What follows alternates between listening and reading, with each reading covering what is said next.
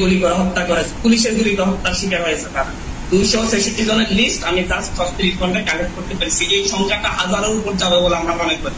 সে রাষ্ট্র সমূহের কাছে আমরা ব্রিফ করব এবং ডকুমেন্ট গুলো তুলে ধরবো, এই সরকারের গণহত্যার ডকুমেন্ট গুলো তুলে ধরবো করতেছি।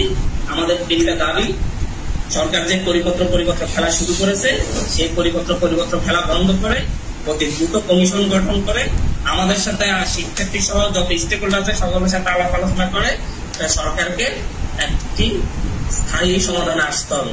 দ্বিতীয়ত, আমাদের যত ভাইকে গ্রেপ্তার করা হয়েছে, আমাদের যত ভাইকে গুম করে রাখা হয়েছে, প্রত্যেককে আগামীকালকের মধ্যে মুক্তি দিতে হবে এবং এবং যত মিথ্যা মামলা আছে প্রত্যেকটা মিথ্যা মামলা প্রত্যাহার করতে হবে।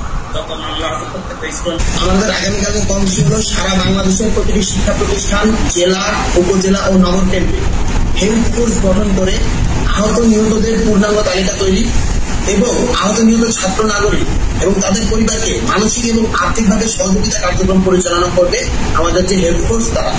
সেই সাথে একটি লিগাল ফোর্স গঠন করে সারা বাংলাদেশে যে অসংখ্য মিথ্যা এবং উদ্দেশ্যে প্রণোদিত মামলার যে রয়েছে তার ডকুমেন্টেশন করতে হবে এবং যাদের আইনের সাহায্যের প্রয়োজন হবে তাদেরকে সেই সাহায্যের ব্যবস্থা করতে হবে। এই কাজটা আমাদের লিগাল ফোর্স করবে। সেক্ষেত্রে স্থানীয় যে ইউনিট তৈরি হবে লিগাল ফোর্স এবং হেলথ ফোর্সের, তারা বৈষম্যবিরোধী ছাত্র আন্দোলনের যে কেন্দ্রীয় ফোর্স তৈরি হবে লিগাল ফোর্স এবং হেলথ ফোর্সের, তাদের সাথে সমন্বয় করবে। এবং এই আগামীকাল আমাদের আরো কর্মসূচি আছে, সেটা হলো সারা দেশের দেয়ালগুলোতে আগামীকাল গ্রাফিতি এবং দেয়াল লিখন কর্মসূচি অনুষ্ঠিত হবে।